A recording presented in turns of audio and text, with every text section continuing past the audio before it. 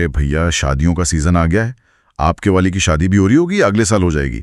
इससे पहले तुम अपना सिलेक्शन लेके फुल वॉल्यूम में डीजे बजाना, ठुकरा के मेरा प्यार मेरा इंतकाम देखेगी। चलो भैया, आज हम उत्तर प्रदेश के प्रमुख मेलों को पढ़ेंगे और समझेंगे। अबे रुको रुको रुको रुको रुको, रुक जा। तुमको वीडियो को लाइक, शेयर और चैनल को सब्सक्राइब करने में जोर पड़ता है क्या? कर दे। इतनी मेहनत करके आपके लिए वीडियो बनाते हैं हम। और कमेंट करके भी बता दिया करो कि वीडियो कैसी लगी है। हाँ यार, वीडियो को लाइक करना तो बनता ही है। तो आज का टॉपिक यूपी के मेले हैं। हाँ बिल्कुल। चलो अब पहली स्लाइड देखते हैं। ठीक है, देखते हैं इसमें क्या है। देखो, इस स्लाइड में उत्तर प्रदेश का एक सुनहरा एक गोल्डन नक्शा दिखाया गया है। और मैं देख पा रही हूँ कि इस पर 4 लेबल्स भी मार्क किए गए हैं। एकदम सही। अगर हम कंटेंट को ब्रेक डाउन करें तो पहली जानकारी है कि संस्कृति विभाग की स्थापना 1957 में लखनऊ में हुई थी। 1957 लखनऊ, ठीक है। और मेलों की बात करें तो सर्वाधिक मेले मथुरा में लगते हैं। इनकी संख्या 86 है। और सबसे कम मेले कहाँ लगते हैं? स्लाइड के मुताबिक सबसे कम मेले पीलीभीत में लगते हैं और कुल मेले प्रतिवर्ष 2250 से ज्यादा लगते हैं। मेरा एक डाउट है, क्या यूपी में सच में इतने सारे मेले लगते हैं? हाँ, स्लाइड के अनुसार प्रतिवर्ष कुल 2250 से ज्यादा मेले लगते हैं, जिनमें सबसे ज्यादा 86 अकेले मथुरा में है। ये नंबर तो काफी विशाल है। तो याद रखें, सर्वाधिक मथुरा और न्यूनतम पीलीभीत। समझ गई। चलो अब अगली स्लाइड देखते हैं। इस स्लाइड में क्या विजुअल्स हैं? इसमें भारत का नक्शा है, जिस पर 4 हरे डॉट्स बने हुए हैं और एक खास बॉक्स दिया गया है। ये कुंभ मेले के बारे में है ना? हाँ, कुंभ 4 जगह लगता है।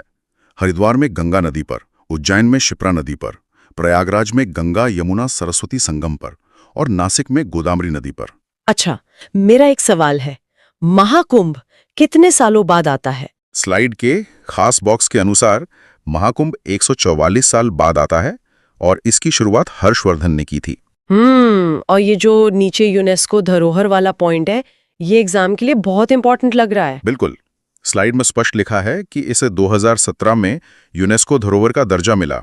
ये प्रीलिम्स के लिए सीधा सवाल है। 2017 का यूनेस्को टैग याद रहेगा। तो इस स्लाइड का टेक अवे है 4 नदियां, 4 शहर और 2017 का यूनेस्को टैग। एकदम क्लियर। चलो अब अगली स्लाइड देखते हैं। बनारस के बारे में है ये। हाँ, इसमें वाराणसी क्षेत्र पर फोकस करते हुए 4 बॉक्स दिखाए गए हैं। कौन कौन से उत्सव हैं इसमें? पहला है गंगा महोत्सव, जो संस्कृति और संगीत से जुड़ा है। दूसरा है ध्रुपद मेला, जो तुलसी घाट पर होता है और शास्त्रीय संगीत के लिए जाना जाता है। और बाकी 2? तीसरा है देव दीपावली, जो कार्तिक पूर्णिमा को मनाई जाती है और इसमें लाखों दिए जलते हैं। इंटरेस्टिंग। और चौथा है नकटैया मेला। नकटैया मेला, ये नाम थोड़ा अलग है।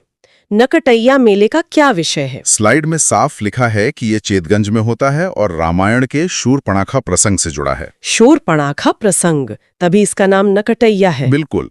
तो वाराणसी के इन मेलों में देव दीपावली और नकटैया विशेष हैं। आगे बढ़ते हैं। चलो अब अगली स्लाइड देखते हैं। ये तो आगरा की स्लाइड लग रही है। हाँ, इसके बीच में ताजमहल का आइकॉन है और 4 मेले मार्क किए गए हैं। इसमें ताज महोत्सव तो होगा ही। सही कहा। ताज महोत्सव फरवरी में शिल्पग्राम में लगता है। दूसरा है बटेश्वर मेला, जो यमुना तट पर लगने वाला पशु मेला है। और तीसरे नंबर पर क्या है? तीसरा है सुलह कुल उत्सव और चौथा है कैलाश मेला, जो सावन के तीसरे सोमवार को सिकंदरा में लगता है। मेरा एक डाउट है, सुलहकुल उत्सव की खासियत क्या है? स्लाइड के अनुसार ये हिंदू मुस्लिम एकता का प्रतीक है। अच्छा, ये एक अच्छा हिस्टोरिकल पॉइंट है। तो आगरा मतलब ताज, पशु मेला और सुलहकुल। आगरा डिकोड हो गया। चलो अब अगली स्लाइड देखते हैं। इस स्लाइड का विजुअल क्या है? इसमें मथुरा वृंदावन क्षेत्र का मैप है और 5 अलग अलग आयोजन दिखाए गए हैं। ब्रज के लंग, कौन से आयोजन हैं ये? लठमार होली, जन्माष्टमी जो भाद्रपद अष्टमी को होती है, वृंदावन में हरिदास जयंती जहां ध्रुपद गायन होता है, और मथुरा शहर में? मथुरा शहर में मुड़िया या जिसे कंस मेला भी कहते हैं वो लगता है, और विश्राम घाट पर यमुना चुनरी उत्सव। एक डाउट जो हमेशा आता है, लठमार होली कब और कहाँ होती है? स्लाइड में साफ है कि ये बरसाना और नंदगांव में फाल्गुन माह में होती है। बरसाना और नंदगांव फाल्गुन के महीने में। तो ब्रज क्षेत्र में फाल्गुन से भाद्रपद तक हर उत्सव खास है। बिल्कुल। चलो अब अगली स्लाइड देखते हैं। ये अवध क्षेत्र की स्लाइड है। इसमें क्या विजुअल्स हैं? इसमें अवध क्षेत्र पर फोकस है और 2 मुख्य इवेंट्स की जानकारी दी गई है। पहला तो लखनऊ महोत्सव होगा। हाँ, लखनऊ महोत्सव जो अवधी कला से जुड़ा है, और दूसरा है देवा शरीफ मेला। देवा शरीफ मेला किसकी याद में लगता है? स्लाइड के अनुसार ये वारिस अली शाह से जुड़ा है और कार्तिक माह में लगता है। इसकी खासियत है हिंदू मुस्लिम सद्भाव। और ये जो लखनऊ महोत्सव के साथ यूनेस्को गैस्ट्रोनॉमी लिखा है, ये एग्जाम के लिए इम्पोर्टेंट लग रहा है। सही पकड़ा, ये एक विशेष तथ्य है जो सीधा परीक्षा में आ सकता है। गैस्ट्रोनॉमी यानी खान पान से जुड़ा यूनेस्को टैग तो अवध में कला और सद्भाव का बेहतरीन संगम है। एकदम स्पष्ट है। चलो अब अगली स्लाइड देखते हैं। अब हम पश्चिमी यूपी आ गए हैं। मैप पर क्या दिख रहा है? इसमें पश्चिमी यूपी के 3 शहरों सहारनपुर, मेरठ और हापुड़ को पॉइंटर से दिखाया गया है। तो मेरठ में कौन सा मेला है? मेरठ में नौचंदी मेला लगता है। ये होली के बाद होता है और नवचंदी मंदिर तथा बाले मियाँ की मजार से जुड़ा है। और सहारनपुर? सहारनपुर में शाकुंभरी देवी का मेला लगता है। ये नवरात्रि के समय साल में 2 बार होता है। और हापुड़ में? हापुड़ में गढ़मुक्तेश्वर मेला लगता है। मेरा एक सवाल है, मिनी हरिद्वार किसे कहते हैं? गढ़मुक्तेश्वर मेले को मिनी हरिद्वार कहते हैं, जो कार्तिक पूर्णिमा को लगता है। गढ़मुक्तेश्वर यानी मिनी हरिद्वार।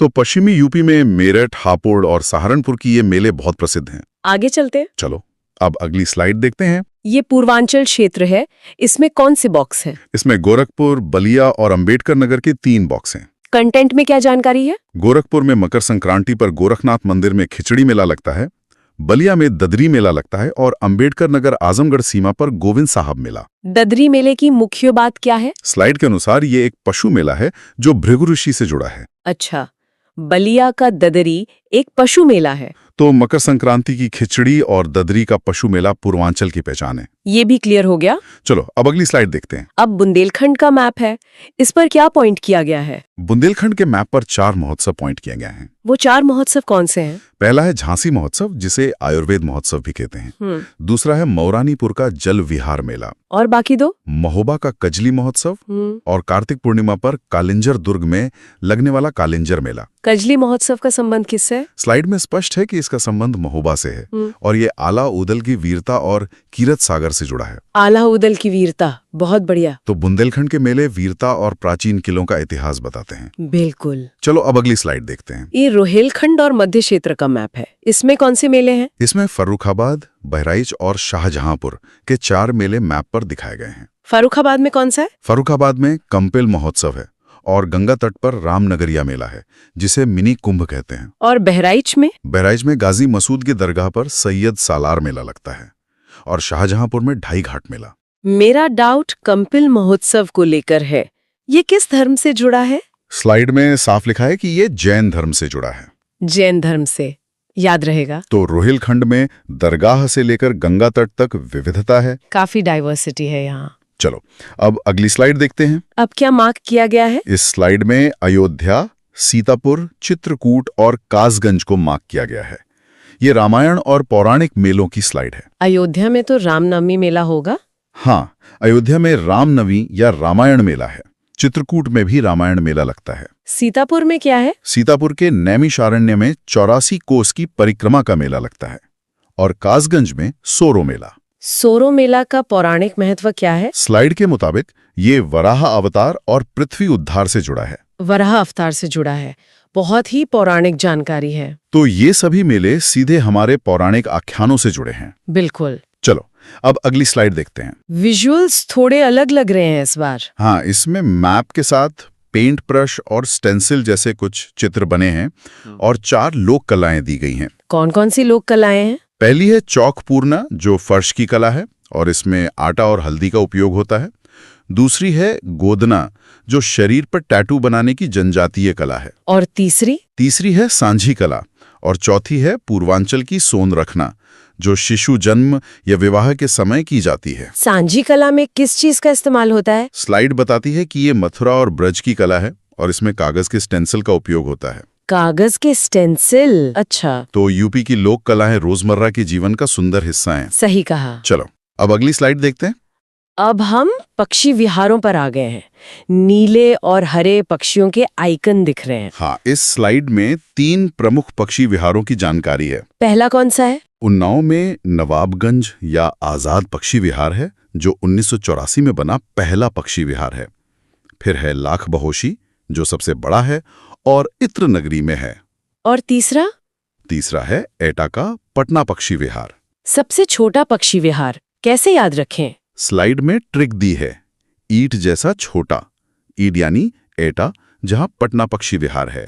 ईंट जैसा छोटा, ये ट्रिक तो बड़ी आसान है। तो प्रथम, सबसे बड़ा और सबसे छोटा, ये तीनों बहुत महत्वपूर्ण हैं। एकदम पक्के हो गए ये तीनों। चलो अब अगली स्लाइड देखते हैं। इसमें भी पक्षी विहार है? हाँ, मैप में 4 और पक्षी विहार दिखाए गए हैं, जिनमें याद करने की ट्रिक्स भी हैं। कौन कौन से?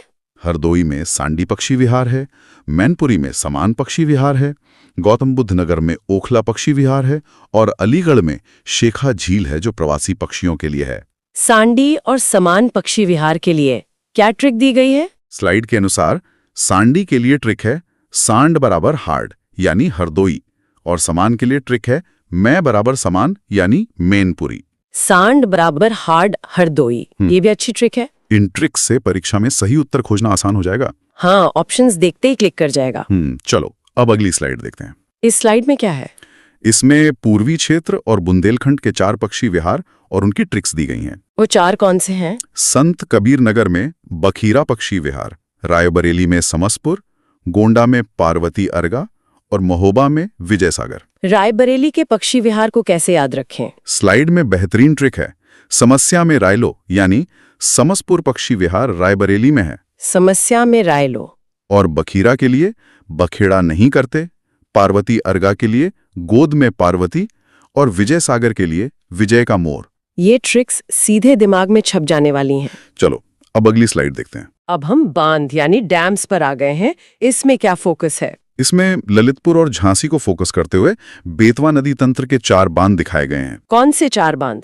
ललितपुर में बेतवा नदी पर माता टीला या रानी लक्ष्मीबाई बांध है, वहीं राजघाट बांध भी है।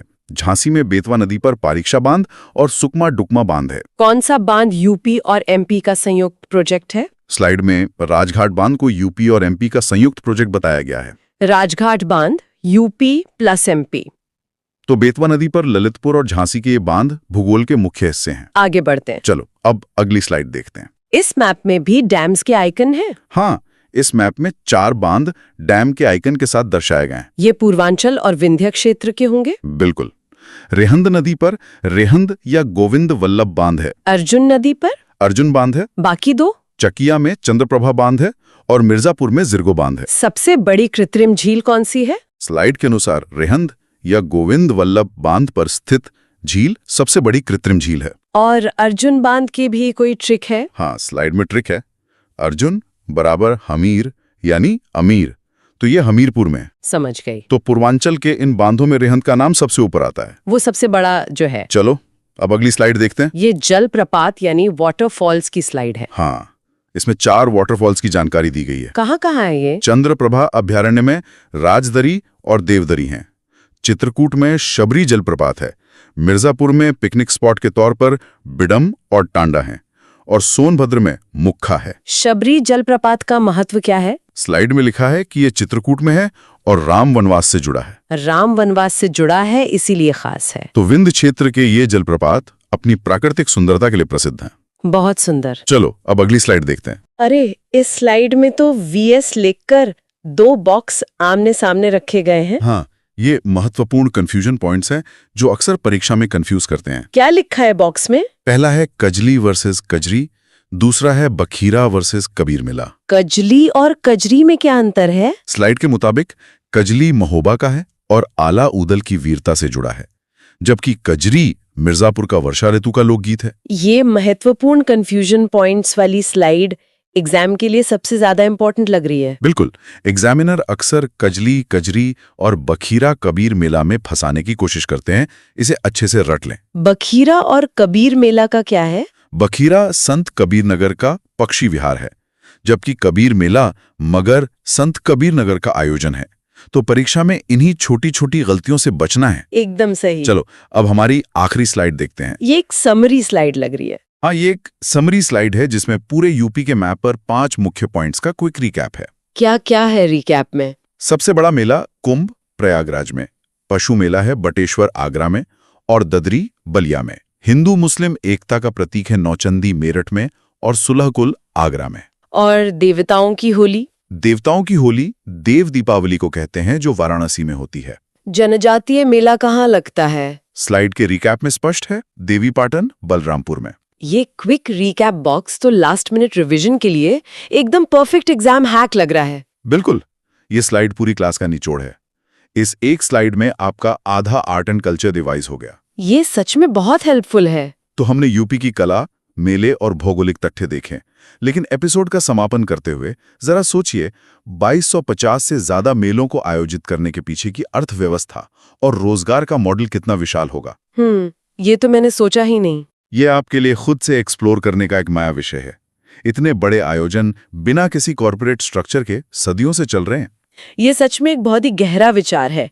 आज के इस डीप डाइव में सारे डॉट्स कनेक्ट हो गए, मजा आ गया। चलिए, इसी के साथ हम आज की चर्चा को यहीं विराम देते हैं।